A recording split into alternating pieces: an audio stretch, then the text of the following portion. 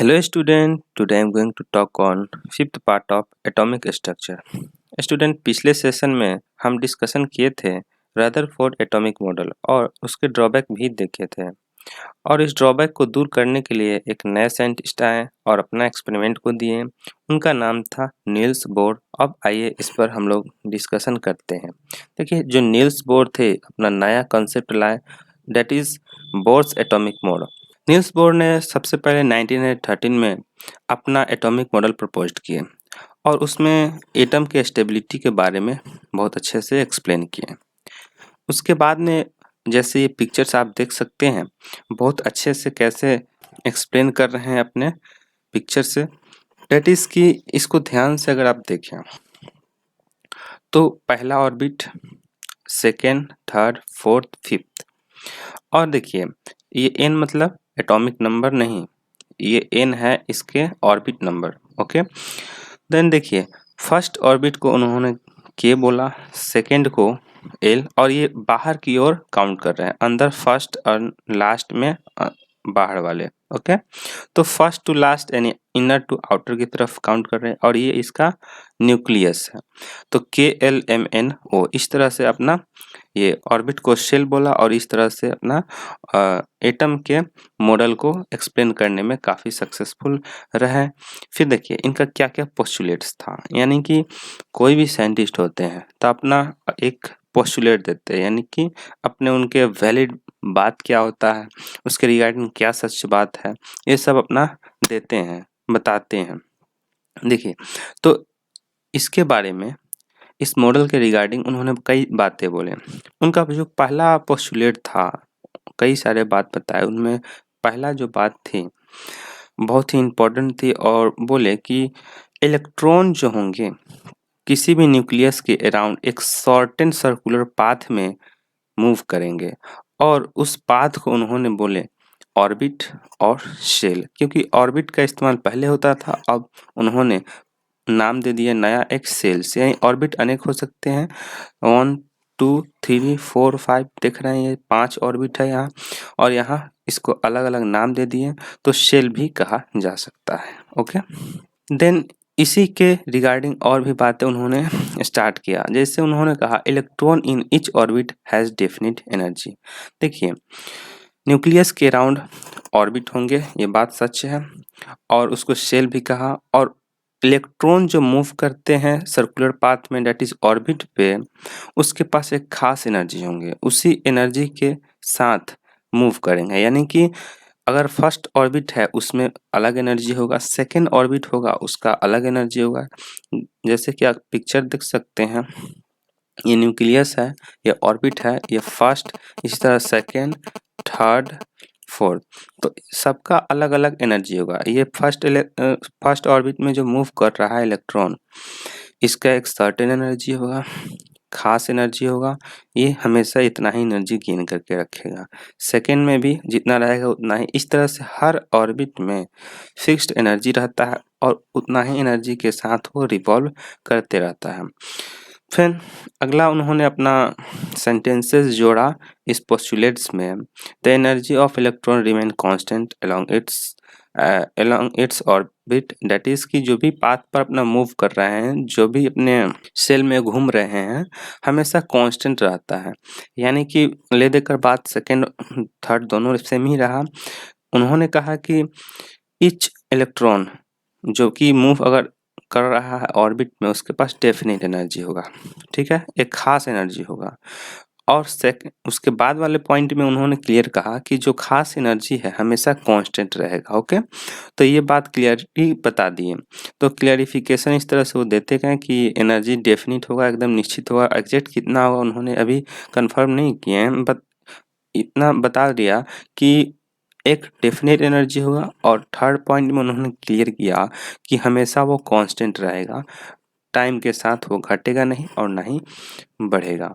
फिर नेक्स्ट बात उन्होंने कहा कि अगर ऑर्बिट नंबर 1 है, जैसे कि मैं पिक्चर यहाँ बनाया है, ये वाला ऑर्बिट नंबर 1 है, और इससे अगर इलेक्ट्रॉन सेकेंड में जाता है, यानी कि ये लोअर ऑर्बिट हो गया, ये हायर ऑर्बिट हो गया, बाहर की ओर जा रहा है, यानी कि लोअर ऑर्बिट नंबर से हायर ऑर्बिट नंबर में जाएगा। तो लोअर से हायर एनर्जी लेवल होगा, ठीक है। फर्स्ट वाले का एनर्जी ज़्यादा नहीं होगा सेकंड से, क्योंकि फर्स्ट लोअर है, सेकंड हायर है। तो फर्स्ट से ज़्यादा सेकंड का एनर्जी लेवल होता है, और सेकंड का एनर्जी लेवल थर्ड से कम होगा, और फोर्थ का सबसे ज़्यादा होगा। ओके, तो इस तरह से बाहर की ओर जैसे बढ़ते जाएंगे आप, एनर्जी ज़्यादा होते जाएगा। तो कहा जाता है कि यदि इलेक्ट्रॉन फर्स्ट ऑर्बिट से सेकेंड ऑर्बिट में अगर जाएगा, यानी कि लोअर एनर्जी लेवल से हायर एनर्जी लेवल में जाएगा, तो इलेक्ट्रॉन एनर्जी एब्जॉर्ब करेगा सराउंडिंग से, और इसको बोल सकते हैं एक्सटर्नल सोर्स से। यानी कि अगर इलेक्ट्रॉन जंप करेगा लोअर एनर्जी लेवल से, तो उसको एनर्जी एक्स्ट्रा देना पड़ेगा, वो आप खुद दें या कहीं सोर्स से प्रोवाइड करें। फिर नेक्स्ट उन्होंने अपना पोस्टुलेट्स में लाइन ऐड किया, इलेक्ट्रॉन जो अगर हायर एनर्जी लेवल से लोअर एनर्जी लेवल में जंप करेगा, तो उसके पास हायर एनर्जी है, तो हायर से लोअर में जाएगा तो एनर्जी को रिलीज करेगा सराउंडिंग में, ठीक है। तो इस तरह से एनर्जी का एक्सचेंज होता है ऑर्बिट में। अब देखिए, हम लोग बात किए इलेक्ट्रॉन, उसके प्रॉपर्टीज़, फिर प्रोटॉन, उसके प्रॉपर्टीज़। अब ये इसी के बीच ये न्यूट्रॉन्स का क्या मायने हैं, और न्यूक्लियस के बारे में भी डिस्कशन किया। तो ये न्यूट्रॉन्स क्या है, न्यूक्लियस के बात किए तो उसमें हम लोग जनरली हाइड्रोजन के एटम को लेकर हाइड्रोजन एटम पर डिस्कशन किए। तो हाइड्रोजन एटम पर डिस्कशन करने का मतलब हुआ कि सबसे lightest particles in chemistry, that is hydrogen, उसके पास होता है मात्र एक प्रोटॉन, एक इलेक्ट्रॉन, एक प्रोटॉन। ओके, तो इस तरह से एक एटम का फॉर्मेशन में, हाइड्रोजन एटम में कंट्रीब्यूशन रहता है सिर्फ प्रोटॉन एंड इलेक्ट्रॉन के। ओके, अब देखिए, तो हायर नंबर ऑफ इलेक्ट्रॉन्स वाले एटम होंगे जिसमें प्रोटॉन भी ज़्यादा है, उसके साथ कैसा व्यवहार होता है जिससे न्यूट्रॉन्स का आविष्कार होता है, डेट इज फॉर्म होता है, डेट इज इलेक्ट्रॉन प्रोटॉन के बाद न्यूट्रॉन का कैसे पता चलता है, कैसे रिसर्च में सबको बताया जाता है, इसको समझा जाए। देखिए, जो एटम का मास है न्यूक्लियस में कंसंट्रेटेड रहता है, इतना बात परफेक्ट थी उस समय, सभी साइंटिस्ट जान चुके थे, और इलेक्ट्रॉन का मास नेग्लिजिबल था। तो इस प्रकार से जो मास ऑफ एटम था, मास ऑफ एटम एक्सपेक्ट किया जाता था प्रोटॉन के बराबर है, बट वो सिर्फ हाइड्रोजन के केस में लागू होता था, क्योंकि उसके पास एक ही इलेक्ट्रॉन होता था, एक ही प्रोटॉन होता था, बाकी न्यूट्रॉन का कोई मामला, कोई मैटर नहीं था। यानी कि पहले जो मानना था डिस्कवरी ऑफ न्यूट्रॉन से पहले, हाइड्रोजन जो है, हाइड्रोजन जिसके एक ऑर्बिट होता था, जिसमें एक प्रोटॉन और एक इलेक्ट्रॉन होता था, न्यूट्रॉन का कोई चक्कर नहीं था, और प्रोटॉन का जब मास होता था एग्जैक्ट वही ये हाइड्रोजन का भी मास हो जाता था। तो यहाँ तक तो कोई प्रॉब्लम नहीं था, बट ऐसे एलिमेंट का जिक्र किया गया, ऐसे एलिमेंट का वेट किया गया जो एक से ज़्यादा इलेक्ट्रॉन था, मल्टी इलेक्ट्रॉन सिस्टम वाले एटम था। जैसे कि देखिए, जब बात आया मल्टी इलेक्ट्रॉन सिस्टम वाले एटम के बारे में, डेट इज एलिमेंट कह सकते हैं, एटम कह सकते हैं, तो कार्बन डेट इज 6, उसके बाद इसका एटॉमिक नंबर 8 होता है, इसका 7 होता है। ओके, तो ऐसे केस में होता क्या था, जैसे नाइट्रोजन है, नाइट्रोजन का एटॉमिक नंबर 7 है, तो इसके पास प्रोटॉन 7 होता है। हम बताएंगे कैसे इलेक्ट्रॉन प्रोटॉन निकालते हैं, बट मास की बात है, कैसे न्यूट्रॉन का डिस्कवरी हुई इसके ऊपर डिस्कशन करते हैं। तो इसका तो होना चाहिए एटॉमिक मास 7, इलेक्ट्रॉन का तो 0 होता है लगभग, तो 7 होना चाहिए, 7 AMU, बट ऐसा नहीं होता है, इसका होता है 14 AMU। उसी तरह कार्बन का भी होता है 12, और ऑक्सीजन का 16 होता है। तो यहाँ पर आकर ये बहुत मामला कॉम्प्लिकेटेड हो जाता है, तो जितना एक्सपेक्ट किया था उससे ज़्यादा हो गया, तो यहाँ पर देखा गया कि क्या रीज़न है। तो उस रीजन को सॉल्व करते करते एक साइंटिस्ट आए बाद में बताएंगे उसका नाम, पहले देखते हैं। उसके बाद में वो डिस्कवरी कर देते हैं कि ये न्यूट्रॉन्स ही हैं। देखिए हाइड्रोजन का केस में तो सेम रहता है, एक इलेक्ट्रॉन है एक प्रोटॉन, तो कोई दिक्कत नहीं है। बट अदर केस में दिक्कत होता था। तो देखा गया कि जब टोटल मास x ले ले और छोटा a मान लेते हैं प्रोटॉन का, तो हमको एक y आता है रिजल्ट। यानी कि ये एक मास ही है जो कि प्रोटॉन के मास से इक्वल होता था। मान लेते हैं ये ऑक्सीजन है, इसमें 16 इसका AMU वेट है, ठीक है। तो 16 AMU वेट होता है, AMU, ओके। तो इसमें प्रोटॉन का मास देखा गया तो 8 था और 8 इसका एटॉमिक नंबर भी है। तो देखा गया ये तो 16 आ रहा है इसका मेजरमेंट में। तो 16 आया कैसे, तो 8 माइनस किया गया 16 में, तो इसके बराबर 8 आता था। तो देखा कि बहुत ऐसे केस में जितना वेट प्रोटॉन का था सेम टू सेम न्यूट्रॉन का आता था। तो एक चीज़ कंफर्म हो जाता था कि जितना मास न्यूट्रॉन का है सेम टू सेम उतना ही प्रोटॉन का है।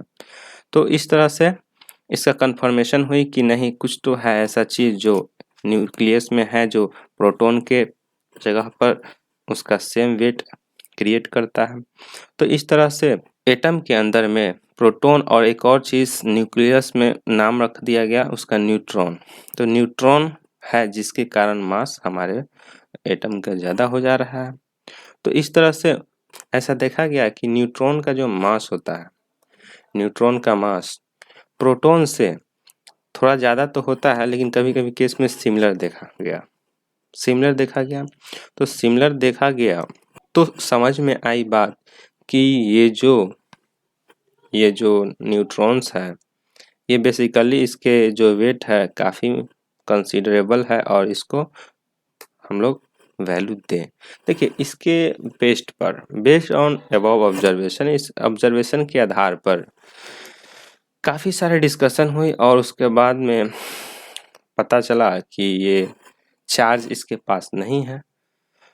बहुत सारे ऑब्जर्वेशन हुआ उसके बाद ये पता चला कि इसके पास जो चार्ज है सिर्फ प्रोटॉन के कारण है और ये चार्जलेस है। और इसका जो मास है, देखिए यहाँ पे कहा जा रहा है which has the same mass and proton but without charge, यानी कि इसके पास चार्ज नहीं थी, ओनली एंड ओनली मास था, ठीक है। तो this particles were named as neutron. देखिए इसको न्यूट्रॉन नाम रख दिया गया था और ये इलेक्ट्रिकली न्यूट्रल भी था। देखिए 1932 में जेम्स चैडविक है, फिर उसके बाद में ये पूरे एक्सपेरिमेंट करके बताएं कि ये देखिए हमारे पास जो ये मिला हुआ है जो कि चार्जलेस है, इसके पास वेट जो है प्रोटॉन के बराबर है, ये कुछ नहीं है, ये एक प्रोटॉन है। और इसका जो सेटअप था इस साइंटिस्ट का, ये कैसे था इसको समझे। देखिए ये किए क्या, एग्जिस्टेंस ऑफ न्यूट्रॉन को पता लगाने के लिए बेरिलियम जो न्यूक्लियस है, bombarding beryllium nucleus with alpha particles, ठीक है। बेरिलियम न्यूक्लियस के ऊपर अल्फा पार्टिकल्स का बॉम्बार्डिंग कर दिया। तो बम्बार्डिंग करने के बाद उसको पता चल गया कि कैसे न्यूक्लियस के अंदर न्यूट्रॉन्स एग्जिस्ट करता है, साथ में किसके, प्रोटॉन के साथ में। तो इस तरह से उनको आइडिया चल गया कि जो हमारे पास एटम के अंदर एक प्रोटॉन है और दूसरा न्यूट्रॉन है, कैसे साथ में रहता है, ठीक है। तो अब हम लोग कैरेक्टरिस्टिक्स ऑफ फंडामेंटल पार्टिकल्स को समझते हैं। हमारे पास फंडामेंटल पार्टिकल्स 3 हैं, इलेक्ट्रॉन, प्रोटॉन और न्यूट्रॉन। देखिए इलेक्ट्रॉन पर चार्ज जो होता है, यहाँ देखिए चार्ज के थोड़ा ये लाइन में प्रोटॉन का सिर्फ मास आ गया है, इसको यहाँ और इसको यहाँ समझिएगा, बेटर होगा, ठीक है, क्योंकि ये यहाँ लिखाना चाहिए था, रीडिंग में प्रॉब्लम है, ओके। तो इसका जो इलेक्ट्रॉन का चार्ज है, चार्ज के मामले में प्रोटॉन निगेटिव हटा दीजिए तो सब कुछ सिमिलर आता है। जैसे कि यहाँ देखिए ये जो निगेटिव यहाँ पे है, यहाँ पे पॉजिटिव है, बस यही अंतर है, बाकी सब सेम है। जैसे कि 1.6 × 10⁻⁹ कूलम और ESU में 4.8 × 10⁻10 ESU। ESU क्या होता है, इलेक्ट्रोस्टैटिक यूनिट होता है। उसी तरह मास देखें इलेक्ट्रॉन का मास लगभग 0 मान लिया जाए तो बेटर है, क्योंकि इसका मास है ना बहुत ही कम होता है। केजी में देखिए 9.1 इंटू 10⁻31 केजी है, बहुत ही कम होता है, इसको नेग्लिजिबल माना जाता है।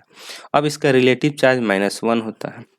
प्रोटॉन के केस में देखें तो चार्ज के बारे में आप अंडरस्टूड है कैसे होता है। ये देखिए ये माइनस में है 19 है, ये पावर में है 10⁻⁻10 ESU। ओके, और देखिए ये AMU में मास है, देखिए लगभग इसका मास है ना AMU में देखा गया तो 1 आता है, और इसका केजी में मास देखिए तो लगभग इतना आता है 1.67 इंटू 10⁻⁻27 केजी। और देखिए न्यूट्रॉन का जो मास है इससे थोड़ा सा ज़्यादा है 72 इंटू 10⁻⁻27 केजी। ओके, अब देखिए इसका जो मास है यहाँ भी AMU में देख सकते हैं इसका ज़्यादा है, और इसका जो रिलेटिव चार्ज 0 है और एब्सोल्यूट चार्ज भी 0 है दोनों तरह से, और प्रोटॉन का प्लस है, रिलेटिव चार्ज प्लस है। ठीक है, तो इस तरह से आप समझ गए कि फंडामेंटल पार्टिकल्स का जो कैरेक्टरिस्टिक्स है क्या है, और इस तरह से आप समझ गए characteristics of fundamental particles, atom के अंदर में कौन कौन सा फंडामेंटल पार्टिकल्स है और कैसे वो रोल प्ले करता है और क्या उसका वैल्यू होता है, और याद कर लीजिएगा तो ये न्यूमेरिकल में काफ़ी हेल्प करेगा। देन फिर मिलते हैं अगले लेक्चर में।